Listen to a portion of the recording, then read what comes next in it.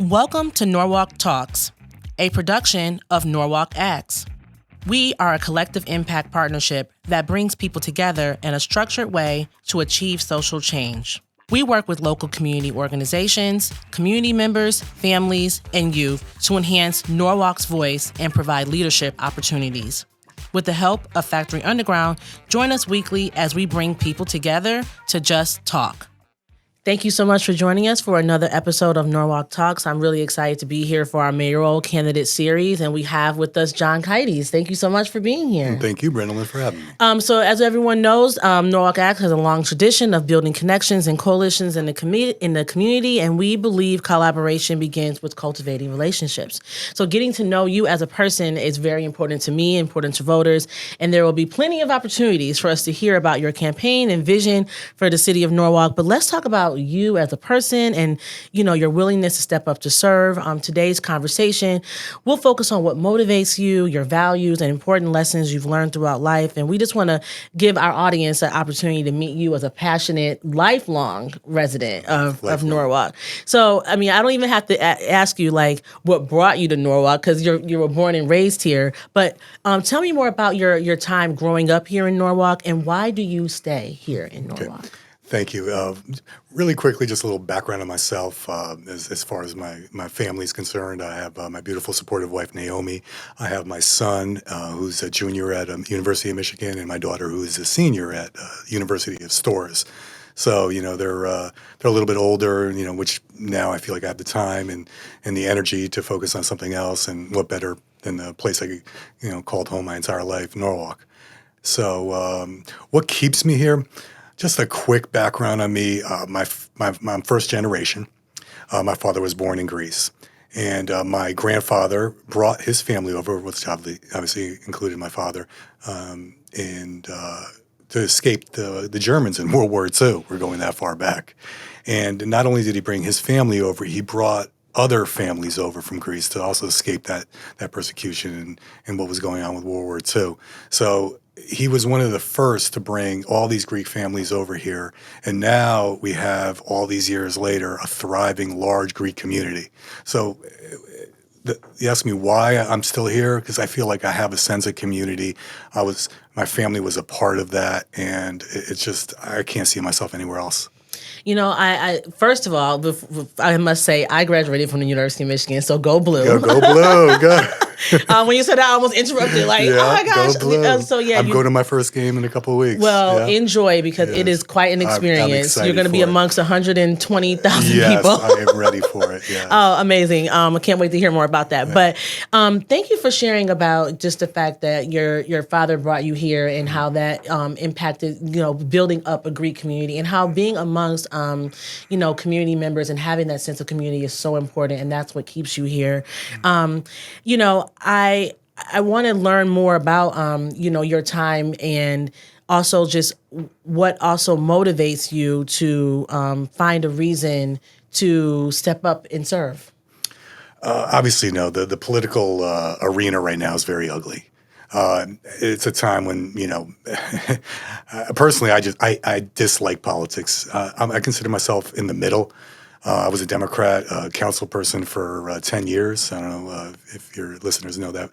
And I just felt like the party was going in a direction that wasn't my vision of where Norwalk should be going. It became more about the politics and less about doing the right thing. So what motivates me? The fact that I see Norwalk going down a path, and it's things that become more about political donations and us against them, and I don't think that's the direction we should be going in. I think we're all Norwalkers. We're in this together. Keep that national stuff out there on the national politics scene. We're talking about Norwalk. It's our community. It's our neighbors. It's our friends. That's why I have no higher aspirations for higher office, because I'm doing this for my city, my town, and not. And I think we should be less worried about what's going on nationally and more worried about what's going on in Norwalk, because I don't believe it's changing for the better. Who and what has been the biggest influence on the person that you've become today? I've got to say, definitely my father. Like I gave you a little backstory on him earlier, but he was born during the Great Depression, and grew up in Greece, the start of the Second World War, and he told me stories of hiding in the mountains, watching the Germans ransack the house. So he had a pretty rough upbringing. And then he was brought to America at a very young age, and struggled in school, dropped out early in school because they don't have the programs I guess we have now. It's, linguistics and ELL programs and so forth. So he just started working, started a family, bought a home, and really brought himself up. And that kind of passed on to me with a strong work ethic, and he always taught me mutual respect, and some people call it old school, and I don't think it should be called old school. I think it should just be the way things are. We kind of, I believe, are losing some of that these days, but I still have that old school mentality. Well, I don't want to necessarily think it's old school. I think that it's a good foundation. It's rooted in some sense of self. So, thank you for sharing more about your father. I love to just know like what influences people today, and I'm sure you think about him and everything that you do All the and time. Yeah. Don't lie, he said. Never lie. And I think about that every day. Yeah. Talk to me a little bit more about a decision or an experience that really changed the direction of your life. I have to say, first, having kids. Listen, It stopped being about me, Yeah. and it was about them. Even to this day, I could see this being, my number one priority for the rest of my life. Yeah. As old as they get. But definitely having children changed my life, and for the better. Yeah, I can agree to that. It motivates you to get up and do things that you never knew you could do. Yes, it is. And now with 2 kids in college, I got to get up and make some money to pay for them. Yeah, And that's not why I'm running for mayor. No, but I love to hear about your kids. I talk a lot about my son all the time, and it is a life-changing experience. And you see, and you want life to be different for them. It's about what are you leaving for your children more than about yourself. So thank you for sharing that. So this leads us into another great question about so what keeps you grounded and helps you navigate tough choices? Like we were talking about, man, politics as of now, what motivates me and grounded, it's tough right now.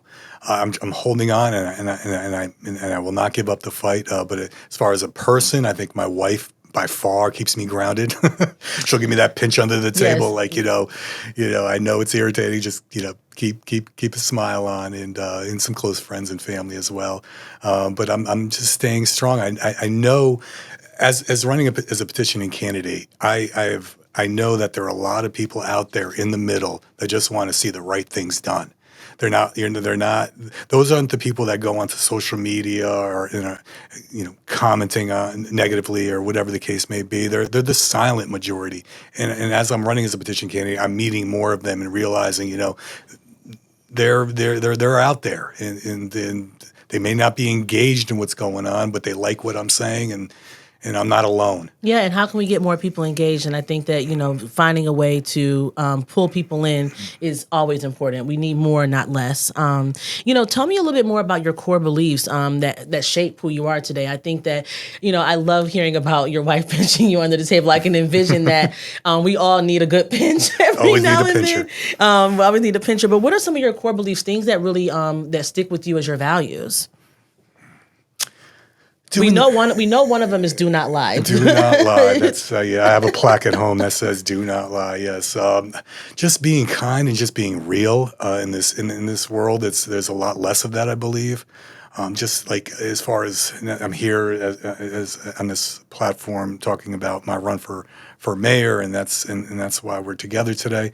And I think it's about drowning out the ugly, like we had said prior. It's more about fact than fiction, and in supporting your community. I think Norwalk is going down the wrong direction. We've labeled ourselves as a transitional city, and I think we need to go back to being a community. That's been lost. I know, as you know, one of my major platforms is stopping apartment development. I don't think there's any benefit to it. I feel like it's not helping in our economy, and it's about let's focus on our community and stop thinking of Norwalk, like I said, as a transitional city. And I think that it's interesting because, and I've told every single candidate that's come onto the platform is, politics is very personal, and it's hard to have a personal conversation sometimes without getting into politics because we are passionate about certain things. And so it does sound like you have some deep connections to some causes, and I want to know more about those connections to the cause. What are some of those causes? You've kind of mentioned a little bit about, apartment development, but it really more so it's probably about home ownership and things that are more important to you. Tell me about those causes. Well, first, number one cause, like I said, my family. My family is my number one cause. Always will, always be. But a very close second is my community, and seeing the direction Norwalk's going in. Now I have the time on my hands as my kids are both in college and hopefully starting their lives where I could move on and apply myself. I know where the skeletons are buried from my 10 years on the council, and I could tell you, sometimes I wish I didn't.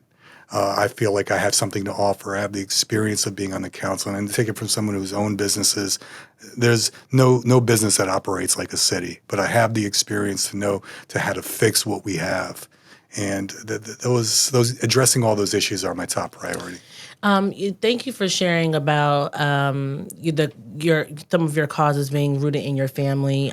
Thank you for also sharing about your time serving as a public servant with the Common Council. I think that is very important for people to know that, thank you for your service, because you really are a volunteer for the community, and it takes a lot of time and effort. And so that's a cause within itself, is serving as a council member. So thank you so much for that. Thank you. What do you want future generations to understand about, and this question can take us in so many different directions, but I think it's important, and I want to highlight and elevate here on the platform, people who have the desire to serve in public office. And I think that like you said, bringing in people who are disengaged, I think that is something that we always need to be thinking about when we're trying to elevate conversation and bring people into the fold. What do you want future generations to understand about your desire to be in public service? I'll touch on, I hear a word being used a lot called inclusiveness. Take it from someone who knows both parties in Norwalk are the furthest thing from it. So anyone trying to get into politics or looking to support their community on that level, I just say be true to yourself and be vocal. Unfortunately, I see some people involved in politics that are more concerned about their nomination than they are doing the right things. So if you're in it, be in it for real. Don't be in it for self-serving reasons. The community should be who you're doing it for, not yourself. And be true to yourself. Be true to yourself. That's an amazing thing. And also, like, being true to yourself is, being confident in what you believe to be right. And so, I think that we have a lot to do to give back and lift up more and bring more people into wanting to step up and serve. So, it has been a pleasure getting to know you a little bit. It's amazing because we have name recognition, but this is our first time coming together and meeting in person. Been hearing your name for years, yes. Yeah, and so I'm really thankful that we had a chance to just sit down and kind of talk and get to know you. You got to kind of hang out here at Factory Underground. Factory Underground. Yeah. Never been here, and it's blew my mind. Yeah, and I think that's the beauty of being able to have this space, and so I'm thankful that we got a chance to connect a little bit. I learned a little bit about your father, your kids. You're a Go Blue family, which is amazing. So I hope that this conversation has added to the conversation in our community already. You are running for mayor and unaffiliated, as you've spoken about, and it's only appropriate that we share with audience members. How can people learn more about your campaign? Where can they go? Okay, thank you. And first, I'm having a Meet the Candidate on October 18th at Nick's Place on Gregory Boulevard. That'll be a great event, complimentary food. Social media. I mean, that's where you can find me. Instagram, John Kydes for Mayor, Facebook. I'm talking real points. I'm giving you what I believe, what people are telling me the problems are, what I know to be the problems, and how I'm going to fix it. I'm not one for using a lot of words to say nothing. I'm getting right to the point. If that offends you, I'm sorry. So social media and my email's there. I will respond to anyone that has a question. And I'm out there and about. A couple debates coming up: League of Women Voters, Yes. the chamber events, a lot of neighborhood association meetings. So the next month you'll see quite a bit of me, and feel free to reach out to me anytime. Yeah, I look forward to seeing you out and about. I'll make sure we put your information in the show notes. But thank you so much Thank for you, joining Brenda us. Lynn. All right, take care. Go Blue. Yes, go Blue. Thank you for joining us for another episode of Norwalk Talks. If you enjoyed this talk, share this episode with a friend and sign up for our monthly newsletter on our website. Our website is norwalkacts.org. If you're on social media, find us at Facebook, Instagram, YouTube, or LinkedIn. Once again, thanks for joining us here at Norwalk Talks.